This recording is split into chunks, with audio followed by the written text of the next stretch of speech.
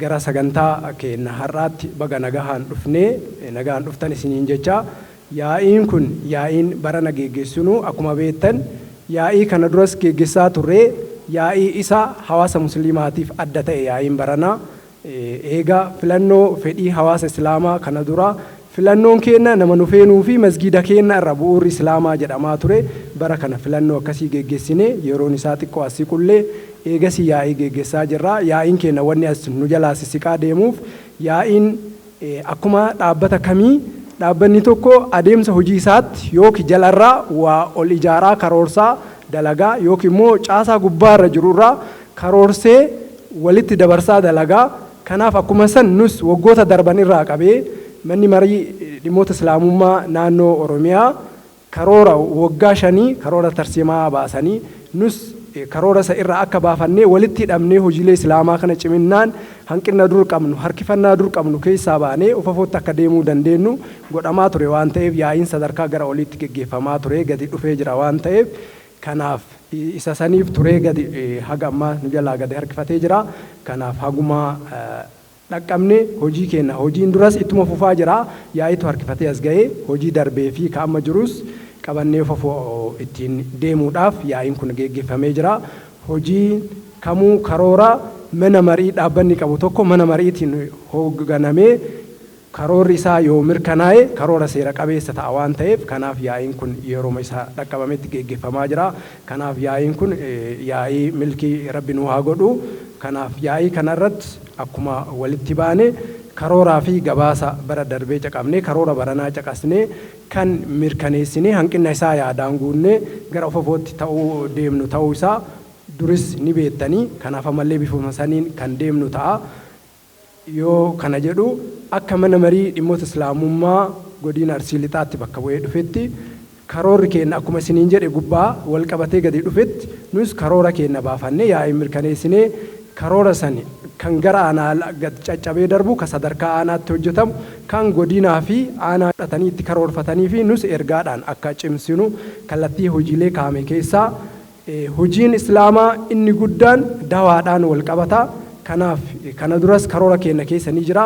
Kanaaf karoora ji'aan adeemsifamu kan mana marii dhimmoota islaamummaa magaalaatiin hoogganamu kan masgiidota magaalaa kana jiru hundumaa of keessatti qabate akka geggeeffamu kana duras kallattiin kaa'ame ammas inni kun irra deebi'ee cimee sagantaan daawaa ji'aan iddoo barbaachisetti mariidhaan qabamaa hawaasni islaamaa wal argaa yaada isaa wal jijjiiraa bal'inaan ka harcaatii hin qabne akkasumas waan misooma deeggaruu qabu waliigalee deeggaraa akka deemuu danda'u daawaan qabatamaan ji'aan akka deemsifamu kallattii kana dura jirus ammas akka itti fufu dhaamsa mana marii dhimmoota islaamummaa godina Arsii Lixaati.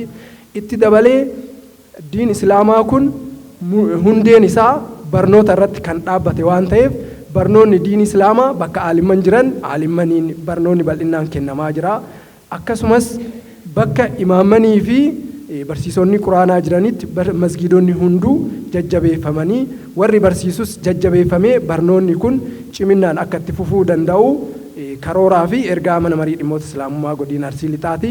Isa kana miseensi yaa'ii asitti argamtan hunduu warri masgiidota irraa dhuftan waan kana cimsitanii nuu qabattanii inni kun jabaatee akka deemu warra barsiisu biras dhaabannee waan galteewwan barnootaaf barbaachisan guunnee jabaannee waldeeggarree akka itti deemnu dhimmi barnootaa isa ijoo.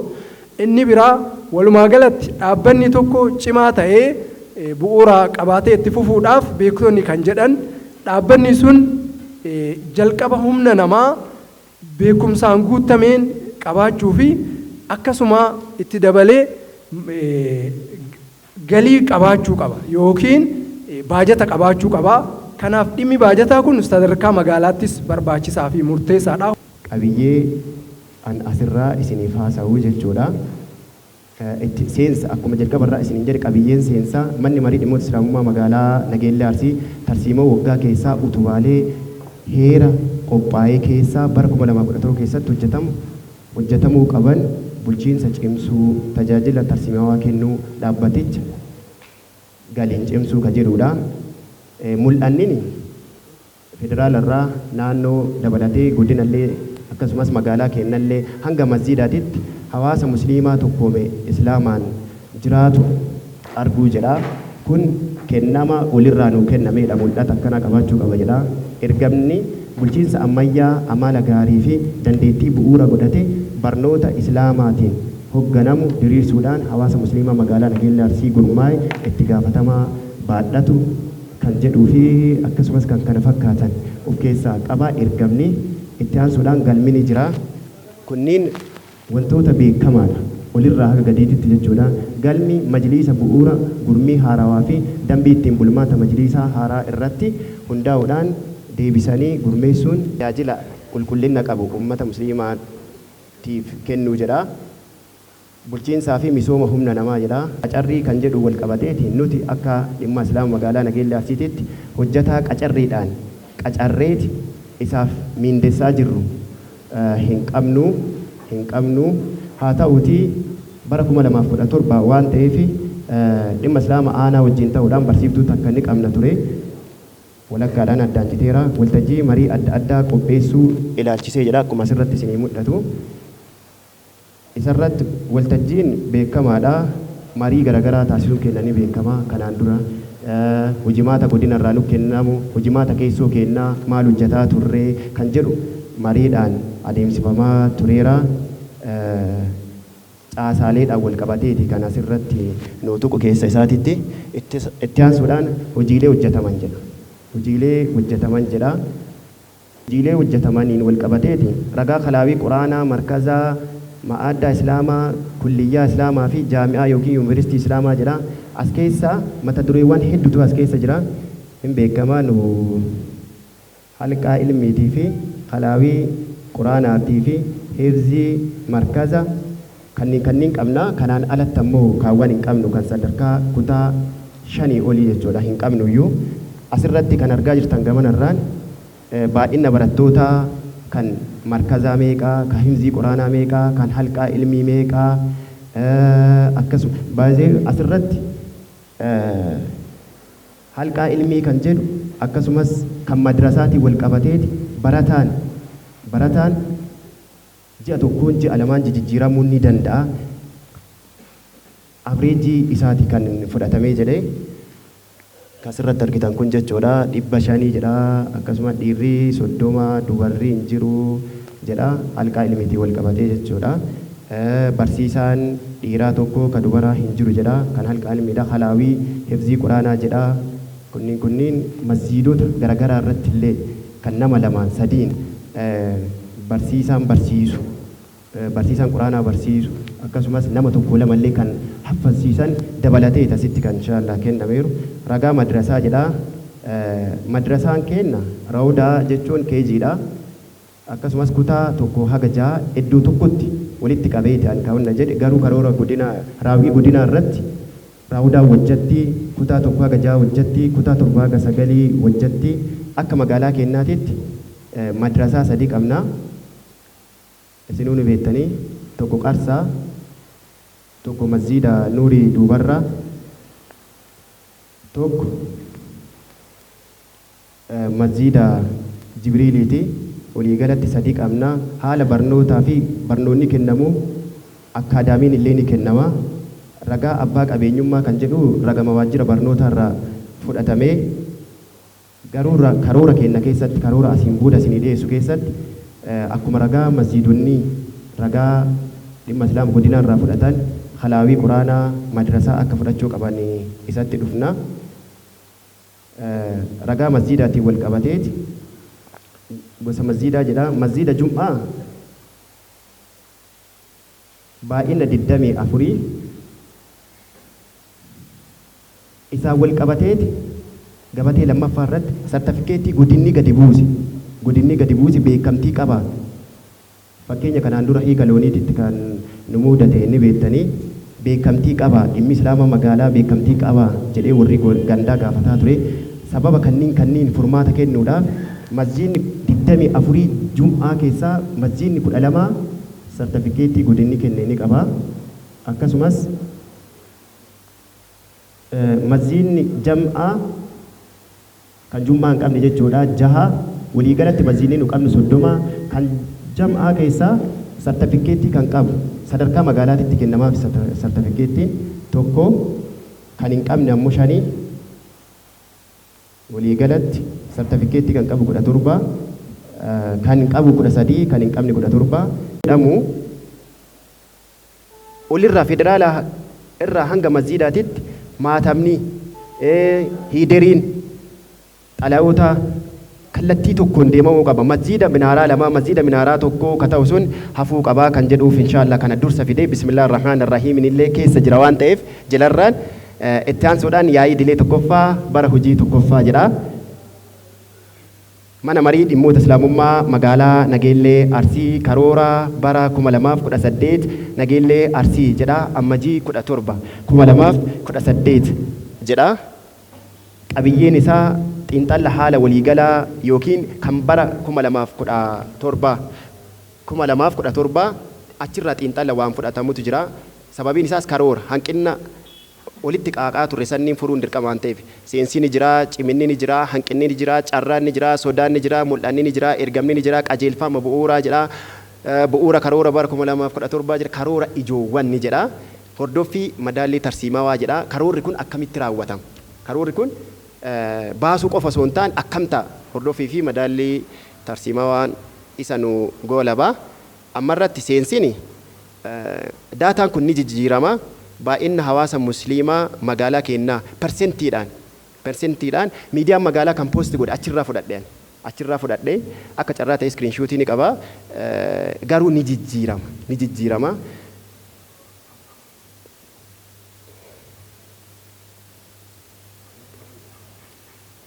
Karoorri bara 2018 xiinxalla karoora 2017 irra dhaabbatameeti. Walitti hidhataa jechuudha. Xiinxalla haala waliigalaa jedha. Asirra baay'ee hin turu ciminaa wal qabateeti. Durarratti raawwii keessatti hin kaafne waan ta'eef filannoo seera qabeessa uummanni musliimaa itti tokkoome jiraachuu keessattuu dhaadannoo filannoon keenya masjiida keenyatti jedhuun raawwatamuun akka ciminaatiif fudhanneerra. Hongattoonni irra caalaan jijjiiramaaf kutannoo qabaachuu jedha. Hanqinni caasifamni majliisaa mul'ata isaa sirriitti hubachuu dhabu. Fakkeenyaaf ummata musliimaa tokkoome islaamummaadhaan tokkoome arguu kan jedhu mul'ata isaa kana masjiidnillee itti fayyadamuu qaba. Teknooloojii itti fayyadama. Teelegiraamii itti fayyadama. Qajeelfamni kun achirraa ergama waan ta'eef mariin achirraa adeemsifama waan ta'eef. Dawaan musliima qofa irratti jedha. Daa'iin sirriitti leenjee xiqqaachuu sirni zakaa hundeeffama dhabuu kunniin hanqinnoota carraan jiru hanqinnoota furuudhaaf walitti dhufeenyi jaarsotaa hayyootaa jechuudhaa fi daldaltootaa cimuun carraa jiru jechuudha. Carraa jiru 2017 irraa waan fudhatame isin jedheera. Kutannoon mootummaan dhaaba uummata sirreessuuf dhaabni keenya akka sirraa'u galma kana nuu eeyyamuu ta'ee carraalee biroo kan jirullee carraa ilaallamu dammaqinni amantii uummata biratti dabalaa dhufu. Guddinni teknooloojii haa jennu malee dhibbaan dhibbatti wanti badeen jiru. Kunoo dhiyaateera gabaasni. Gabaasa dhiyaatee irratti gaafii qabdanii fi waan isin dhibe yoo jiraate gaafii isinirraa fuunee sa'aatii keenya laallee madaallee yoo nu dhaqqabsiise yaada seenna. Yoo nu dhaqqabsiifne ammoo gaafii kanaaf deebii qopheessinee yaada bal'innaan salaannee walitti deebinee isas gabaabsinee addaan galla waan ta'eef an hagana jedhaa. Gabaasa amma dhiyaate keessatti waa'ee hirmaannaa masgiidonni deeggarsa gamoo godinaati godhanii ilaalchisee jecha.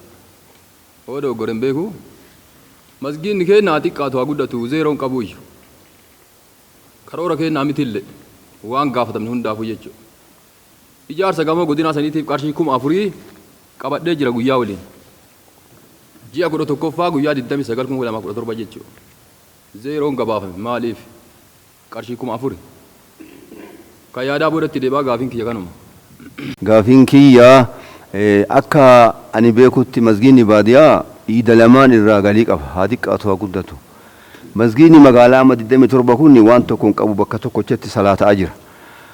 Galiin achi argamu yookiin masgiidanii maaf hin hiramne tokko hiramuu dhabaa timaaniin isarratti ammanamu kun maaf hin laallamnee fi kiyya gaafiin kana. Ijaarumsa keessatti amma karoora dhiyaate keessatti waa'ee ijaarumsa majlisaa sadarkaa gandaa hin tuqamne.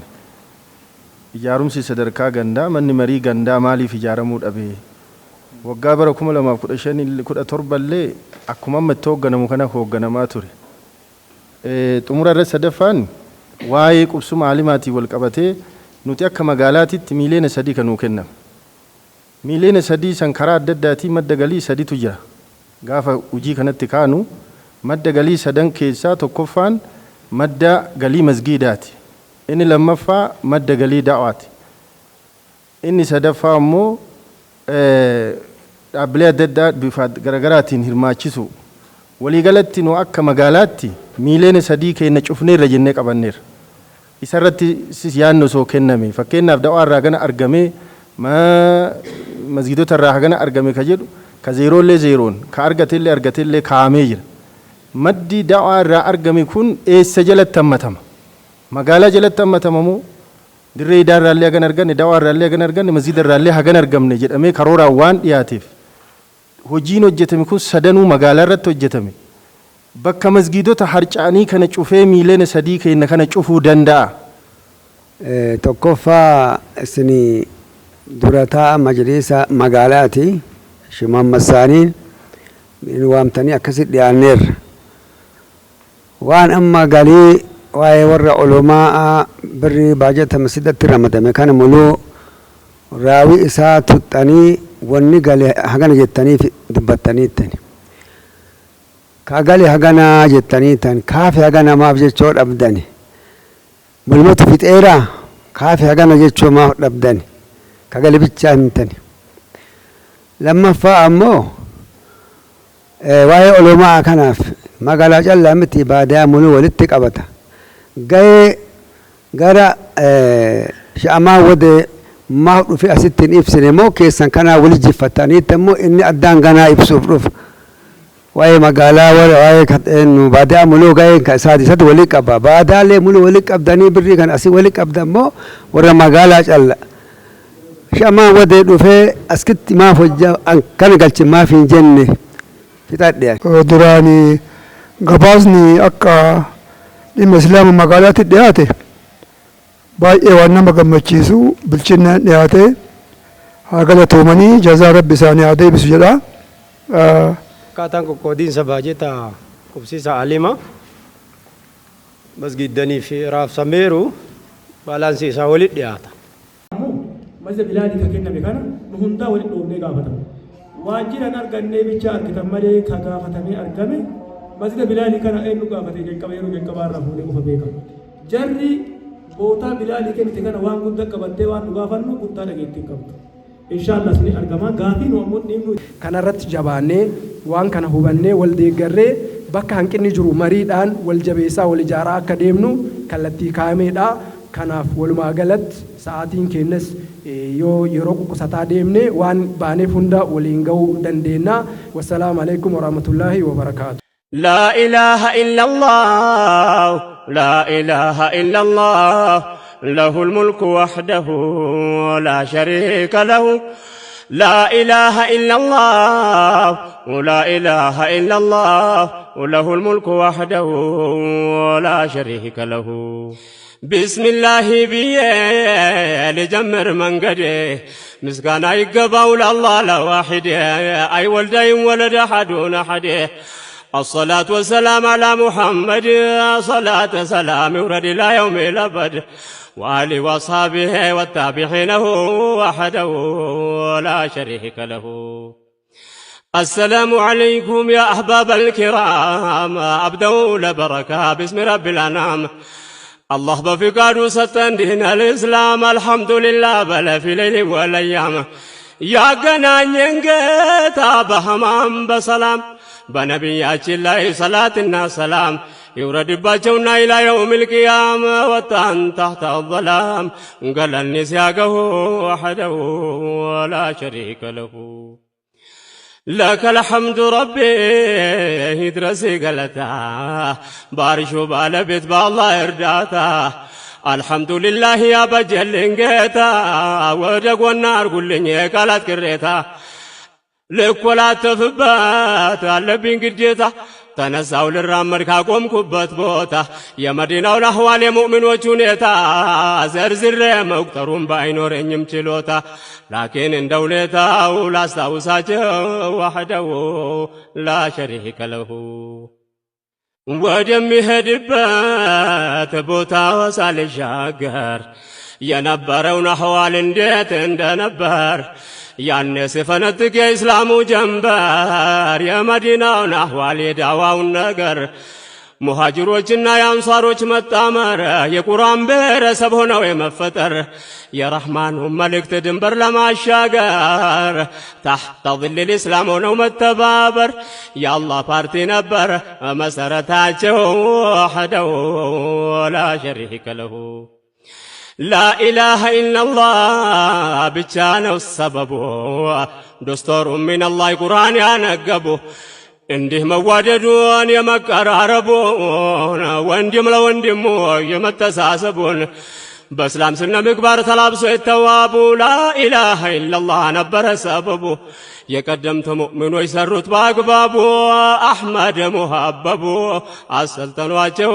ወሕደሁ ላ ሸሪከ ለሁ لا إله إلا الله ቃላቷ ትንሽ ናት ወደ እውነት መግቢያ መክፈቻ ቁልፍ ናት ለአደም ልጆች ሁሉ ታወጀ ነፃነት ለዚህ ነው ነቢያቶች የተላኩበት በጃሂልያ ሐያት ጣዖት ከመገዛት መስገድ ማጎብደዱ እንዲቀር ለፍጥረታት ለፈጣሪ ብቻ እንዲሆን መገዛት ማብራሪያው ቁርአን ነው ሊተገበርበት ለመንደር ላንደገረ ሳይሆን ለዓለማት ሕይወት ልመራበት የታወጀ ነው ወሕደሁ ላ ሸሪከ ለሁ لا إله إلا الله محمد رسول الله በዚህ ባጭር ቃላት የተገለጸበት ምንም አያነሳው የሚዛኑን ክብደት የኢማም መገለጫ ውስጣዊ ማንነት የዘር የመደብ የጎሳ ልዩነት የዚህ አዋጅ መጣ መንጭቆ ለማውጣት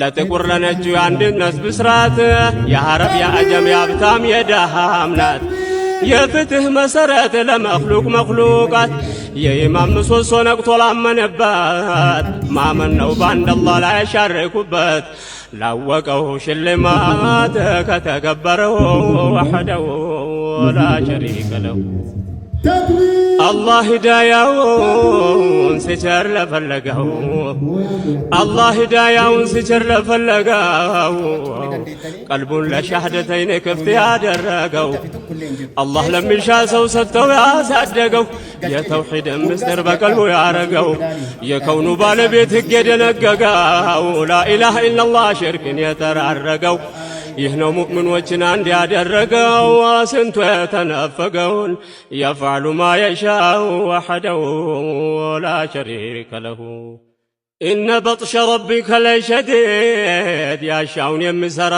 ፈዕሉ ሊማ ዩሪድ በአላህና በነቢዩ ሙሐመድ ብርሃን የጨለመው እያየ ምክድ ስለፋ በገደል ስተው ከመንገድ ፈጣሪን ትቶ ለፍጡራን መስገድ ለምኑም ማጎብደድ መንገድ የጠፋው ወሕደሁ ላ ሸሪከ ለሁ